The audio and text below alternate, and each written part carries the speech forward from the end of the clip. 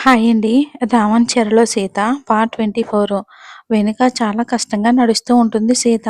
'Are you alright' అని సీత భుజం చుట్టూ చేతిని వేసి అంటాడు రామ్. బాగుంది అన్నట్టు తలని ఊపగానే కారు దగ్గరికి వెళ్ళి అందరూ సీట్లో సెటిలయ్యారు. సీత ఈసారి విండో సీటు దగ్గర కూర్చుంది. సీతకి అసలు కారులో కూర్చోలేకపోతుంది. తనకంతా కూడా ఏదో ఒక రకంగా ఉంది. ఇంకా చెప్పాలి అంటే తను కారు ఎప్పుడూ ఎక్కిందే లేదు. అందులో ఉన్న ఏసీ తనకి పడక కడుపులో ఇంకా తిప్పుతూ ఉంది.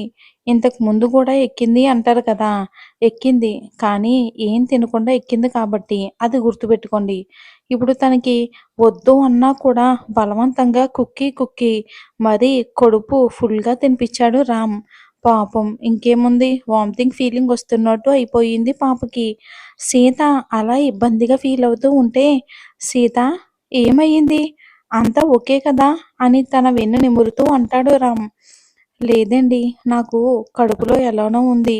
చాలా వికారంగా ఉంది. వామిటింగ్ వచ్చేలా ఉందండి అని కళ్ళతోనే చెప్తుంది సీత. సూర్య, స్టాప్ ది కార్ అని రామ్ అరవగానే సూర్య వెంటనే ఒక్కసారిగా కార్ ఆపాడు.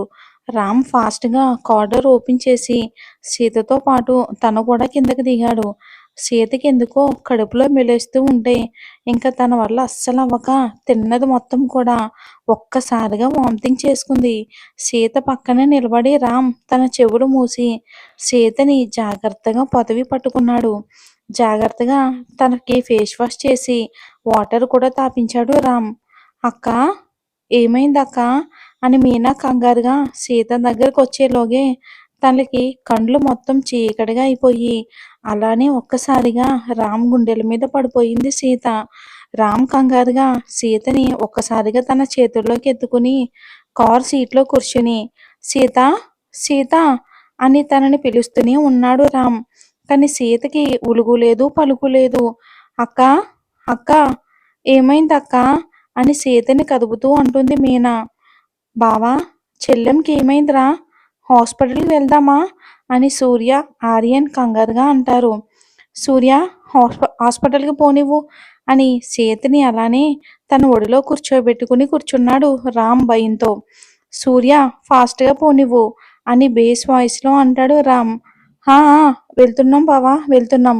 నువ్వేమీ కంగారు పడకు" అని అంటూనే కార్‌ని వీలైనంత ఫాస్ట్‌గా డ్రైవ్ చేస్తూనే ఉన్నాడు. ఇక రామ్ పక్కన మీనా కూర్చుని సీత అరచేతులను రబ్ చేస్తూ "అక్కా, అక్కా" అని పిలుస్తూ ఉంది. మెలకువ తెప్పించడానికి ట్రై చేస్తుంది మీనా కంగారుగా ఏడుస్తూ. రామ్ సీతని గట్టిగా పట్టుకుని "ఏం జరిగింది" అని కంగారుగా సీతని చూస్తూ సూర్యని తొందరపెడుతూ ఉన్నాడు రామ్. తనకసలేమీ అర్థం కావట్లేదు. ఇంకలా ఒక 10 నిమిషాల్లో హాస్పిటల్ ముందు కారు ఆపగానే పరుగున కారు దిగాడు సీతతో సహా. లోపలికి పరుగున వెళ్తూ "డాక్టర్, డాక్టర్" అని అరుస్తూ అక్కడ ఉన్న అందర్నీ కూడా హడలెత్తిస్తున్నాడు రామ్. డాక్టర్ అందరూ కూడా ఒక్కసారిగా అరుపుకి పరిగెత్తుకుంటూ వచ్చి రామ్‌ని చూడగానే కొంచెం కంగారుగానే "గుడ్ ఈవెనింగ్ సార్" అని భయంగా అంటారు అక్కడ డాక్టర్సు. "తిను నా వైఫ్ కాన్షియన్స్‌లో లేదు. అసలు ఏమైందో ఒకసారి చెక్ చేయండి" అని కంగారుగా బేస్ వాయిస్‌లో గట్టిగా అరిచి చెప్తాడు. తన చేతుల్లో ఉన్న సీతని చూసి "ఓకే. ఓకే సార్, మేం చూసుకుంటాం. డోంట్ వర్రీ" అని ఒక స్ట్రెచర్ తెప్పించి తన్ని ఎమర్జెన్సీ వార్డ్‌లోకి తీసుకొని వెళ్లారు డాక్టర్సు. బయట వీళ్ళంతా కూడా టెన్షన్‌గానే ఉన్నారు. సీతకి ఏమయ్యింది అని భయంగా. రామ్ అయితే కూర్చోవడం కూడా లేదు పాపం. సీత గురించే అలా ఆలోచిస్తూ ఉన్నాడు. ఆ రూమ్ వైపు కూడా కన్నార్పకుండా చూస్తూ ఉన్నాడు. ఎమర్జెన్సీ వార్డ్ వైపు. చేతులు కట్టుకుని గంభీరంగా, కానీ లోపల మాత్రం భయంగా ఉంది రామ్‌కి. ఒక అరగంటకి ఒక లేడీ డాక్టర్ బయటకు వచ్చి "సార్, మీరు భయపడవలసింది ఏమీ లేదు. ఒక 2 డేస్ నుంచి తనకి ఫీవర్ ఉంది కదా! హెవీగా ఫుడ్ పెట్టడం ఒక తప్పైతే, బయట ఫుడ్ పెట్టడం ఇంకొక తప్పు. అండ్ తనకసలు ఏసీ పడదనుకుంటాను సార్. అందుకే తనకి ఫీవర్ కూడా అటాక్ అయ్యింది. ఇంకా చెప్పాలి అంటే ఇంకా తగ్గలేదు ఆ ఫీవర్ కూడా" అని డాక్టర్ చెప్పగానే, "అదేంటి డాక్టర్, నిన్నటి నుంచి తను చాలా హుషారుగా ఉంది మా అందరితో. తనకి ఫీవర్ తగ్గింది" అని చెప్పింది శృతి అయోమయంగా. "లేదండి, తనకసలు మీకు అబద్ధం చెప్పుండొచ్చు. తనకి ఇంకా లో ఫీవర్ ఉంది లోపల. ఇంకా చెప్పాలి అంటే తను చాలా అంటే చాలా వీక్‌గా ఉంది. సో, తన్ని కొంచెం జాగ్రత్తగా చూసుకోండి. ఏసీలో అస్సలు ఉంచొద్దు తన్ని. తనకసలు ఏసీ అస్సలు పడదు. మేము తన్ని డిశ్చార్జ్ చేస్తున్నాము. మీరు తీసుకొని వెళ్ళొచ్చని చెప్పి అక్కడి నుంచి వెళ్ళిపోతాడు డాక్టరు. రామ్ అంతా కూడా సైలెంట్‌గానే విన్నాడు తప్పించి, ఒక్క మాట కూడా మాట్లాడకుండా ఇంక సీరియస్‌గానే ఉన్నాడు. "అన్నయ్య వెళ్ళు వదిన్ని తీసుకురా. మేము బయట వెయిట్ చేస్తూ ఉంటాము" అని ఆర్యన్ చెప్పి, అందరూ కూడా ఇంకొక్కసారిగా అక్కడి నుండి వెళ్ళిపోతారు. ఒక్క మీనా తప్పించి. "బావగారు, అక్క నిజంగానే చాలా వీక్‌గా ఉంటుంది. అక్కకి మా అమ్మ అన్నం పెట్టాలి అంటే చాలా తిట్టేది. మా అక్కకి ఒకరలా తిడుతూ ఉంటే తినే రకం కాదు. కడుపు మార్చుకునైనా ఉంటుంది. చిన్నప్పటి నుండి స్కూల్లో పెట్టే ఒక పూట అన్నం మాత్రమే తినేది మా అక్క. ఇంకా నైట్ మా నాన్న ఉంటాడు కాబట్టి తినిపిచ్చేవాడు మా అక్కకి.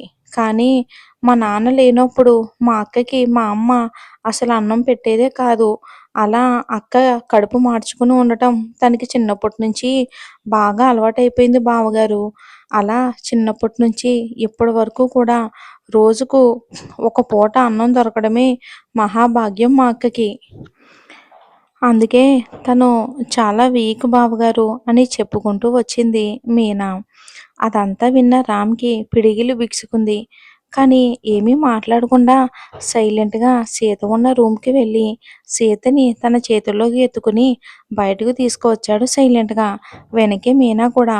అందరూ కారులో ఇంటి బాట పట్టగా గంట ప్రయాణం తర్వాత ఇంటికి చేరుకున్న వాళ్ళు రామ్ చేతుల్లో సీతని అలా స్పృహ లేకుండా పడుకోవడం చూసి అందరూ కంగారుగా పరిగెత్తుకుంటూ వచ్చి అడుగుతూ ఉంటే ఇక రామ్ అందరినీ తప్పించుకుని సీతని తన రూమ్‌కి తీసుకుని వెళ్తూ ఉంటాడు రామ్.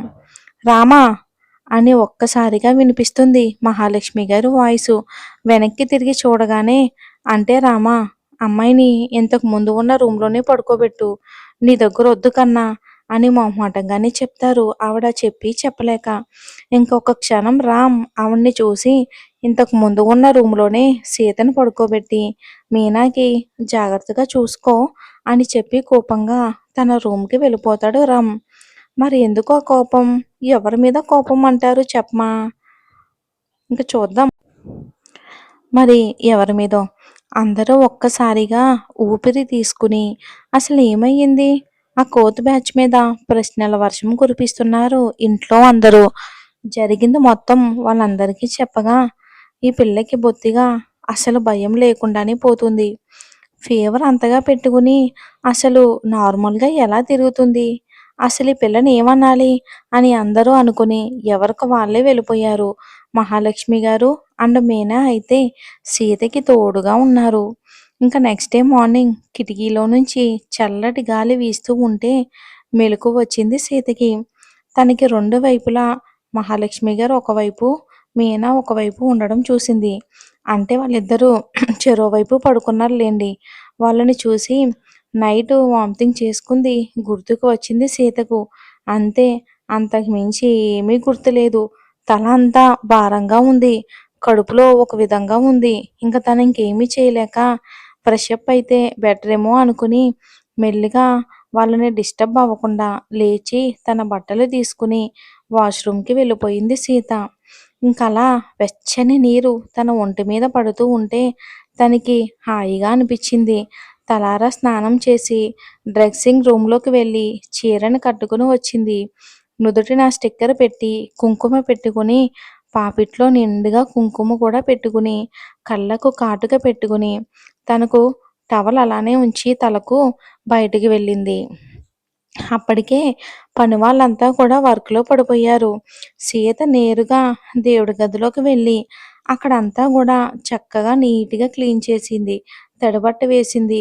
పువ్వుల కోసం గార్డెన్‌లోకి వెళ్ళింది సీత. అప్పటికే భూమి మీద సూర్యకిరణాలు పడుతున్నాయి. వెచ్చని వెలుతురుని ఇస్తున్నాడు సూర్యుడు. ఆ సూర్య భగవానుడు. గార్డెన్‌లో ఉన్న అన్ని రకాల పువ్వులను కోసుకొని, మళ్ళీ దేవుడి గదిలోకి వచ్చి దేవుణ్ణి అందంగా అలంకరించింది సీత. ఎంతో భక్తిగా దేవుడికి దీపం పెట్టి ధూపం వేసింది సీత.